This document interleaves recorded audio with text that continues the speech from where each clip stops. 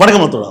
மாண்புமிகு நிதியமைச்சர் மரிய வில்சன் அவரு நேத்துனா அசம்பிளில ஐயோ பார்க்க எனக்கே பயமா இருக்குப்பா அப்படி மெட்டுறாரு.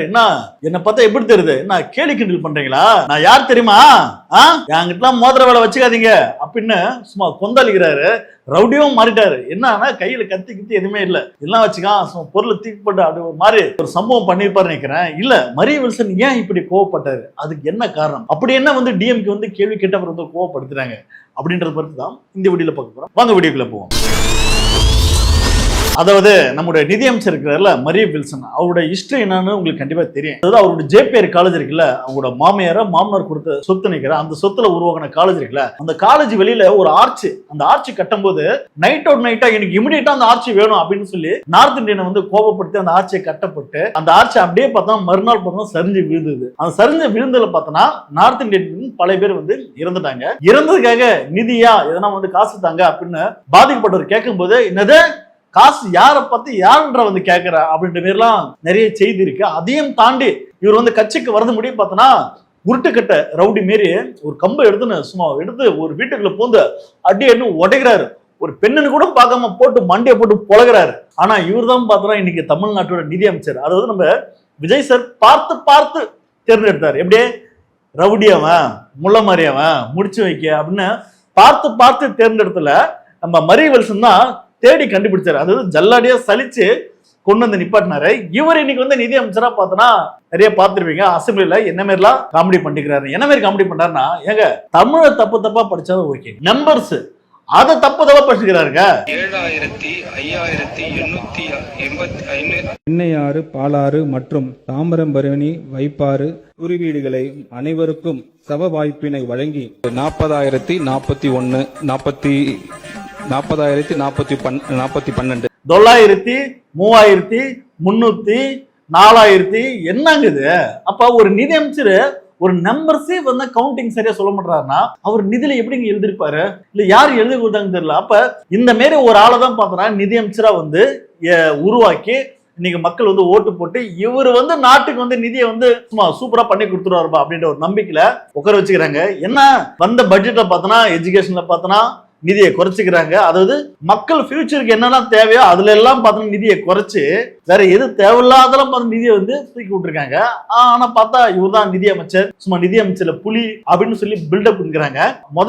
இவர் கோவப்படுறதுக்கு காரணம் என்னன்னா, டிஎம்கே சார்ந்த ஒரு எம்எல்ஏ ஒருத்தர் ஒன்னும் இல்லை, இவர் தப்பா சொல்ல, நீங்க பேசுற மொழி தப்பா இருக்கு, இது பெரும் குற்றச்சாட்டுலாம் சொல்லல அப்படின்னு தெளிவா சொல்றாரு. பேசும்போது இலக்கண பிழையோட பேசுறீங்க, அதை தயவு செய்து மாத்தீங்க, அடுத்த முறை பேசும்போது நல்லா பேசுங்க அப்படிதான் சொல்றாரு. அதை சொல்லி முடிக்கும் போது கூட பார்த்தோன்னா இது நான் ஒரு பெரும் குற்றமா இது சொல்லல, தயவு செய்து மாத்துங்க, ஏன்னா நான் ஒரு தமிழ் சார்ந்த ஆர்வலர் அப்படின்ற ஒரு நோக்கத்தில் நான் சொல்றேன். ஒரு அட்வைஸ் தாங்க சொன்னாரு. நீ என்னடா எனக்கு அட்வைஸ் பண்றது? நீ யாரா நீ? ஏய் யாரா நீ? நீ சொன்னா நான் மாத்திக்கணுமா அப்படின்னு உண்மையான அந்த ரவுடிசம் அது வெளியே வருதுங்க. அப்படியே அசம்பிளில முதல்ல அந்த வீடியோ கொஞ்சம் பாருங்களா. பட்ஜெட்டை வாசிக்கிற போது நான் ஒரு சொற்பொழிவாளன் என்கிற முறையிலும் தமிழ் ஆர்வலன் என்கிற முறையிலும் உன்னிப்பாக கவனித்தேன். அவர் ஆங்கிலத்தில் பெரும்புலமை பெற்றவராக இருப்பார் என்று நினைக்கிறேன். ஆங்கில உச்சரிப்பு மிக நேர்த்தியாக இருந்தது. தமிழில் பல சொற்றொடர்களை அவர்கள் பேசாமல் விட்டுவிட்டார்கள். சில சொற்றொடர்கள் இலக்கண பிழையாக அமைந்தது. இதை குறையாகவோ குற்றச்சாட்டாகவோ இந்த அவையில் நான் வைக்க விரும்பவில்லை. தனது பள்ளிக்கல்வித்துறை அமைச்சர் அவர்கள் தனது கட்சிக்காக வெகு சிறப்பாக வாதாடி பலம் சேர்க்கிறார் என்பதை நாங்கள் காண்கிறோம். நமது நிதியமைச்சர் அவர்கள் வருங்காலத்தில் அந்த பிழையின்றி பட்ஜெட் வாசிக்கக்கூடிய வாய்ப்பு அவருக்கு இருக்குமேயானால் நீங்கள் அதற்கான முயற்சிகளை செய்ய வேண்டும் என்று பணிவோடு நான் கேட்டுக்கொள்கின்றேன். இவர் சொன்னதுல என்னங்க தப்பா இருக்கு? அதுல என்ன கேலி கிண்டல் எதனா பண்ணாங்களா? நக்கல் நைட் எதனா பண்ணாங்களா? ஒரு அட்வைஸுங்க, இந்த மாதிரி ஒரு அட்வைஸ் ஏத்துக்கணும். பரவாயில்ல, நம்மளோட வயசுல மூத்தவர், அவர் எதுவும் தப்பா எதுவும் சொல்லல, நல்ல ஒரு அட்வைஸ் சொன்னாரு. ஓகே, நன்றிங்க, தேங்க்யூ. கண்டிப்பா நான் நெக்ஸ்ட் முறை முயற்சி செய்யறேன். நான் இங்கிலீஷ்ல ஒரு புலமை வாய்ந்த ஒரு அறிவாளி, தமிழ் எனக்கு சரியா வரல, கண்டிப்பா என்னோட பட்ஜெட்டை பாருங்க, நான் நல்லா பண்ணியிருக்கேன், இன்னும் இந்த தமிழ்நாட்டு மக்களுக்கு நான் சிறப்பா பண்ணுவேன் அப்படின்றதுதான் ஒரு வாசமான பேச்சு. ஆனா இவரு ஆணவத்துல நீ யாரா என்ன பார்த்து சொல்றது அப்படின்னு கொந்தளிக்கிறார். முதல்ல அந்த வீடியோ பார்த்துட்டு பேசுவோம். அமைச்சர் நீங்க நேரம் என்ன உங்களை கருத்துக்கள் மட்டும் சொல்லுங்க சார் நான் பேஸ்பால் பிளேயர் ஆக்சுவலா. பேஸ்கெட் பிளேயர் இதெல்லாம் யார் கேட்டா? ஒரு அஃபென்ஸா ஆடுவேன், டிஃபென்ஸா ஆடுவேன். நான் அஃபென்ஸ் ஆடுவேன், டிஃபென்ஸ் ஆடுவேன். அதுலயாவது நீங்க என்ன ஜெயிச்சிங்களா சாதிச்சிங்களா? அதுவும் இல்ல. அதுக்கும் பத்தான்னு போயிட்டு மாமியார் பணத்தில் ஆட்டியை போட்டு மாமனார் பணத்தை சொத்தை பிடிங்கி காலேஜுக்கு பார்த்தோன்னா பெரிய அட்மின் ஆகி அந்த காலேஜ் சொந்தமாக வந்து ஆக்கிட்டீங்க. இப்போ இந்த சொத்தெல்லாம் எப்படா பாதுகாக்கலான்ட்டு அரசியலுக்கு வந்துட்டீங்க. காசை கொடுத்து பணத்தை கொடுத்து. அது மட்டும் இல்லாம நிதி அமைச்சர் அவர் ஆயிட்டீங்க. இல்ல நீ வந்து பேஸ்கெட் பிளேயரா இருங்க, நீங்க வேற என்ன வேணா இருங்க, நீங்க ரவுடியா கூட இருங்க, அது பிரச்சனை இல்ல.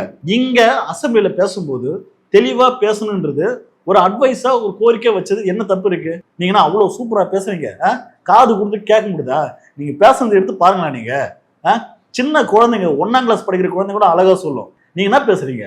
4300 5000 ஏங்க 4300 கம்மியாயிடுச்சு, அதுக்கப்புறம் 5000ன்றாங்க. அப்ப இது போன்ற ஆட்கள் நிதி அமைச்சர் ஆனா இந்த நாடு எங்கேயா போவோம் அப்படின்னு காரியத்துக்கு மேல மக்களும் கேள்வி கேட்கறாங்க. ஆனா என்ன உங்களுக்கு அப்படி கோவம் வருது? யாரோட சொத்தை அப்படி நீங்க தூக்கி கொடுத்துறீங்க? எல்லாம் எங்களோட மக்கள் பணம் தானே. அதுல வந்து நீங்க சரியா செயல்படுறீங்களா இல்ல அதை தெளிவா பேசுறீங்களான்னு கேட்டது என்ன தப்பு இருக்கு? அடுத்து என்ன சொல்றாரு பாப்போம். நீங்க கத்துனீங்கன்னா நானும் கத்த முடியும். அப்படிதான் குறுக்க பேச வேண்டாம். நான் உங்களை பார்த்தா பேசிட்டு இருக்கேன். ரவுடி அவரு ஒரு 30 to 25 இயர்ஸ் எஜுகேஷன் ஃபீல்ட்ல இருந்திருக்கு. அப்பா என்னோட கம்யூனிகேஷன் எல்லாம் இங்கிலீஷ்ல தான் இருந்திருக்கு.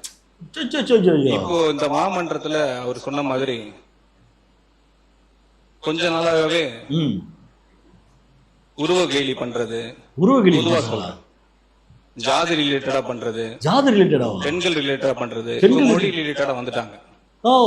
உருவ கேலி பண்றாங்க, சாதி கேலி பண்றாங்க, மதத்தை வச்சு கேலி பண்றாங்க. எப்ப பண்றாங்க? அதெல்லாம் ஒண்ணுமே இல்லையே. ஏங்க நீங்க படிக்கிறதுக்கு கொஞ்சம் தெளிவா படிங்க. தப்பா படிக்கிறீங்கன்னு சொல்றதுக்கு உருவ கேலி பண்றாங்க, சாதி கேலி பண்றாங்க, என்னது இது? அப்ப உங்களுக்கு வந்து ஒரு குற்றம், அதை வந்து பிழைன்னு சொல்லி மாத்திக்கணும்னு சொன்னா மாத்திக்க மாட்டீங்க. என்ன அப்படி பண்றாங்க இப்படி பண்றாங்க, என்ன எல்லாரையும் வந்து கோத்து விடுறீங்க? பொதுவா சொல்றேன். பொதுவா சொல்றேன்னா நீங்க யார சொல்றீங்க? டிஎம்கே சொல்றீங்களா, இல்ல உங்க கட்சிக்காரனே சொல்றீங்களா, இல்ல ஜோசப் விஜய் சார் சொல்றீங்களா, இல்ல ஆதவ அர்ஜுனா சொல்றீங்களா, இல்ல அணிலை பார்த்து சொல்றீங்களா? அது நான் பொதுவா சொல்றேன். யார சொன்னாலும் தெளிவா சொல்ல வேண்டியதானே. பொதுவா சொல்றேன்னா என்னது இது? எனக்கு ஒரு மொழி என்னோட கிறிஸ்டியானிட்டி கத்து கொடுத்திருக்கு. அன்பு மொழி, அமைதி மொழி, இரக்கத்தின் மொழி. இது பாதி பேருக்கு எவ்வளவு தமிழ் படிச்சாலும் தெரியாது. அன்பின் மொழி, இரக்கத்தின் மொழி. அன்பின் மொழி இவர் பண்ண சைலன்றது நீங்க அப்படியே பாருங்களா. எனக்கு ஒரு மொழி என்னோட கிறிஸ்டியானிட்டி கத்து கொடுத்திருக்கு. அன்பு மொழி, அமைதி மொழி, இரக்கத்தின் மொழி. இதுதாங்க அன்பின் மொழி. எப்படி இருக்கு? சும்மா ஃபயரா இருக்கா? சும்மா ரவுடி அப்படியே சும்மா கட்டை எடுத்துன்னு போயிட்டு வீட்டுக்குள்ள புழங்குறது. ஒரு பெண்ணு கூட பார்க்காம அன்னைக்கே உங்களுக்கு கொண்டு போயிட்டு ஒரு ஜெயில வச்சு சும்மா குத்து இருக்கணும். ஒரு பெண்ணு கூட பார்க்காம ரவுடி சும்மா மொட்டத்தமா பண்றீங்கன்னா உங்ககிட்ட எங்க பக்குவம் இருக்கு? ஒரு நல்ல சிந்தனை எங்க இருந்து வரும்?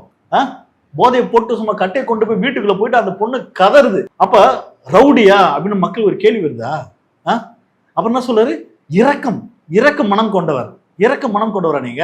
அப்புறம் ஏன் சார் உங்க காலேஜ்ல வெளியில அந்த ஆட்சி இடிஞ்சு விழுந்ததுல அவ்வளவு நார்த் இந்தியன் செத்தப்ப நிதி கேட்டாங்க. அதாவது பாதிக்கப்பட்ட ஃபேமிலிக்கு என்ன செட்டில்மெண்ட் பண்றது, எங்கன்னா காசு இருந்தா தாங்கன்னு சொல்லி கேட்டதுக்கு போலீஸை வச்சு அடிச்சு விரட்டின கும்பல் தாங்க நீங்க. அப்ப நீங்க தான் இரக்கத்தின் மொழியா? என்ன மாதிரி ஒரு இரக்கம்? ஐயோ சார், சூப்பர் சார், அன்பின் மொழி நீங்க. சிறப்பா இருக்க நீங்க பேசுறது. சரி, அடுத்து என்ன சொல்றாரு பாப்பா. இது பாதி பேருக்கு எவ்வளவு தமிழ் படிச்சாலும் தெரியாது. நான் பைபிள்ல படிச்சிருக்கேன். கிறிஸ்டியன். உங்களுக்கு அந்த மொழி தான் வேணும்னா நீங்க லோக்சபால உங்களோட மதுரை எம்பியா இருந்தாரு, மினிஸ்டரா இருந்திருக்கிறவர். இது வரைக்கும் 5 வருஷமா மினிஸ்டரா இருந்து 5 வருஷமா அங்க டேர்ம்ல இருந்திருக்காங்க. பார்லிமெண்ட்ல பேசுனதே கிடையாது. ஒரு தடவை கூட பேசுனது கிடையாது. அவரோட தலைவராக மகனா இருந்தார். ஒரு தடவை கூட பேசுனது கிடையாது. நாங்க ட்ரை பண்றோம், நாங்க முயற்சி பண்றோம். நீங்க சம்பந்தமே இல்லாம இந்த உறவு கேலி பண்றது, நான் சொல்றது இப்ப என்னால நோட் பண்ணீங்க. கடந்த 60, 75 நாட்கள்லாம் மாண்புமிகு முதலமைச்சர் அவர்கள் துறை ரீதியாக நிறைய மீட்டிங் வச்சிருக்காங்க. அது ரிலேட்டடா சில ரிஃபார்மேஷன் பண்ணிருக்கிறோம். நிறைய ரிஃபார்மேஷன் பண்ணிருக்கிறோம்.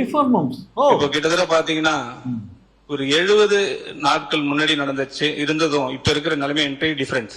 சூப்பர். ஆமா மாற்றம் 15,000 கோடி ரூபாய் ட்ரெஷரிக்கு வந்திருக்கு. 15,000 crores 65 டேஸ்ல மட்டும். எப்பமா அச்சு விட வேண்டியது இது ஈஸி கிடையாது. இது வெரி ஈஸி கிடையாது. ஈஸி கிடையாது. இது because of the entire effort of the ministry. அதை விட்டுட்டு அதெல்லாம் பார்க்காம நான் உங்களுக்கு அட்வைஸ் கொடுக்குறேன், நீங்க தமிழ்ல இப்படி பேசி எனக்கு யூனிக் இப்படிதான் பேச முடியும். அதானே அக்செப்ட் பண்ணுங்க. நான் உங்களுக்கு சேஞ்ச் பண்ண முடியாது.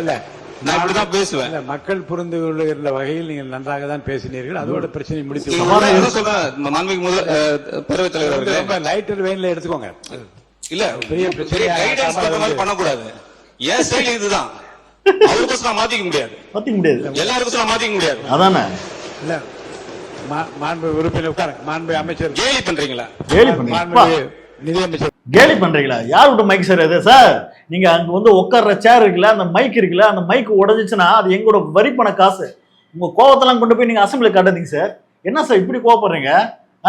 நீங்க தமிழ்நாட்டோட நிதி அமைச்சரா? நீங்க ரவுடி பையன் மாரி பண்றீங்க. கட்ட பஞ்சாயத்து பண்றான் தெரியுமா ஊர்ல, அந்த மாதிரி பண்றீங்க நீங்க.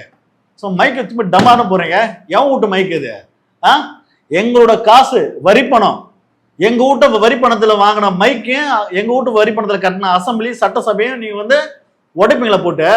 நீங்க உடைக்கிறதா இருந்தா உங்க வீட்டுல போயிட்டு உடைங்க. என்ன அப்படி கோவம் வருது உங்களுக்கு? என்ன அப்படி கேள்வி கேட்டாங்க? ஏங்க அதை மாத்திங்க சொன்னாங்கன்னு ஒரு கோரிக்கை சொன்னாங்க. அது குற்றமா கூட நான் பார்க்கலன்னு சொன்னாங்க. அதை கூட மாத்திக்க முடியாது, அதை கூட நான் வந்து செயல்படுத்த முடியாது. நான் இப்படிதான்டா இருப்பேன், நான் தான்டா ரவுடிடா அப்படின்னு தான் நான் வந்து இருப்பேன், அப்படிதான் நான் வாழ்வேன், ஏன்னா வந்து நான் வந்து வாழ்ந்தது அப்படிதான் அப்படின்னு ஒரு மிரட்டல் பண்ற விதமா ஒரு என்னது இது? ஐயோ உண்மையா சொன்னா மாற்றம் கொண்டு போயிட்டு ரவுடி பசங்கிட்டும் பொறிக்க பசங்களுக்கு கொடுத்த மாதிரி தான் வந்து இருக்கு பாக்க. இல்ல இதெல்லாம் வந்து ஒரு நிதி அமைச்சர் பேசுற பேச்சா? பாக்கணும் கேவலம் பார்க்க மாட்டான், காரி துப்ப மாட்டான். என்ன அப்படி என்ன கோவம் வருது உங்களுக்கு? இதே உங்க வீட்டு சொத்தை இதை தூக்கி கொடுத்த மாதிரியே எங்களுடைய மக்கள் வரி பணம், எங்களோட காசில் நீங்க வாழ்றீங்க, சம்பளம் வாங்குறீங்க, எங்க பணிக்காக வரீங்க, செய்யறீங்கன்னா கோவப்படாதீங்கயா. இந்த மாதிரிலாம் கோவப்பட்டீங்கன்னா அவ்வளவுதான். அடுத்த முறைலாம் சும்மா தூக்கி வேட்டை விட்டுருவாங்க. ஓட்டும் போட மாட்டாங்க, ஒண்ணும் போட மாட்டாங்க. இதே மாற்ற சொல்லி உங்ககிட்ட ஒரு வாய்ப்பு கொடுத்தாங்க. ஆட்சிக்கு வந்து 2 மாசம் 3 மாசம் கிட்ட ஆயிடுச்சு. இதனால வரைக்கும் பெனிஃபிட்டா நீங்க என்ன பண்ணீங்க? நிதின்ற பேர்ல விவசாய கடன் வச்சு மூசா பண்ணீங்களா? வாக்குறுதியே சொன்னீங்களே நான் ஆட்சிக்கு வந்தா விவசாய கடன் முழுதும் தள்ளுபடி நீங்க பண்ணீங்களா? எதனா ஒண்ணு பெனிஃபிட்டா இப்ப கரண்டா நாங்க வந்து அனுபவிக்கிற மாதிரி பண்ணீங்களா? இந்த பக்கம் பார்த்தா கரண்ட் பில் ஏத்தி விட்டீங்க. வீட்டுல பார்த்தோன்னா மாசம் வர கரண்ட் பில் பார்த்தோன்னா 1000 ரூபாயும் 800 ரூபாய் தான் வந்தது கரண்ட். இன்னைக்கு பார்த்தோன்னா 8000 வருது. என்ன பகல் கொள்ளையா இருக்கு? எங்க பார்த்தாலும் சட்டம் ஒழுங்கு சரியில்லை, போதை கலாச்சாரம். அந்த பக்கம் பார்த்தோன்னா பாட்டுக்கு 10 ரூபான்னு சொல்லிட்டு 40 ரூபாய் வாங்கிட்டுக்கிறாங்க. இவ்வளவு கொள்ளடிக்கிறாங்க. நீட்டுக்கு எதிராக போராட்டம்னா மாணவர்கள் கூட்டு போயிட்டு வந்து உள்ள போடுறீங்க. தமிழ்த்தாழ் வாழ்த்தை பார்த்தோன்னா 3ஆம் இடத்துல பாட வைக்கிறான். அதை வந்து கேட்கறதுக்கு துப்பு இல்ல. இப்போ வந்து என்ன சொல்றீங்க? தமிழ்த்தாழ் வாழ்த்து முதலிடம் பாடுறதுக்காக நாங்க அரசாணை கொண்டு வந்துட்டோம், அதுக்காக பார்த்தோன்னா நீதி வாங்கி கொடுத்துறாரு. தமிழ்த்தாழ் வாழ்த்துக்கே விஜய் அவர்கள் நீதி வாங்கி கொடுத்துறாருன்றாரு. ஏற்கனவே மு.க. ஸ்டாலின் அவருக்கு பார்த்தோன்னா இது ஒரு சட்டமா கொண்டு வந்துட்டாரு. தமிழ்நாட்டில் நடக்கிற எந்த ஒரு நிகழ்ச்சியா இருந்தாலும் பார்த்தோன்னா தமிழ்த்தாழ் வாழ்த்தை முதல்ல ஒழிக்கணும், அப்போ ஒரு சட்டமா கொண்டு வந்தாங்க. அதை ஃபாலோ பண்ணாம அதை கேட்க வக்கு இல்லாம இன்னைக்கு அதை பாட விட்டு 3ஆவதா வந்து ஒதுக்கப்பட்டு இன்னைக்கு வந்து கேள்வி கேட்கறதெல்லாம் பார்த்தோன்னா அசம்பிளி கூட்டு நாங்க வந்து அரசாணை கொண்டு வரேன். எதுக்கு? ஏற்கனவே வந்து பண்ணியாச்சு. ஏற்கனவே பண்ணதை வந்து ஃபாலோ பண்ண போதும்ல. அப்ப பதவி பயம், பதவி போயிடும். மேலிடத்தை வந்து பகைச்சிக்கிட்டா, மோடி அரசை பகைச்சிக்கிட்டா ஆட்சி போயிடணும் பயம். அப்ப இவ்வளவு கேவலமான ஒரு ஆட்சி செயல்படுது. ஒரு கேள்வி கிட்ட பதில் சொல்ல தெரியல உங்களுக்கு. அவ்வளவு கோபம் உங்களுக்கு எல்லாம் என்ன மாதிரி? அதுதான் பாருங்க மக்கள், பாருங்க இது போன்ற ஆட்களை தான் வந்து ரவுடியும் பொறுக்கியும் இந்த மாதிரி ஆட்களை வந்து தூக்கி உட்கார வச்ச மாதிரிதான் இருக்கு அவங்க பண்ற சேட்டைகள்லாம். மரியவில்சனோட பேச்சு, அந்த ஒரு ஆணவமான பேச்சு, ஒரு ரவுடித்தனமான பேச்சு, அதை பத்தி நீங்க என்ன நினைக்கிறது மறக்காம கமெண்ட் பண்ணுங்க. அடுத்த வீடியோல சந்திப்போம். நன்றி, வணக்கம்.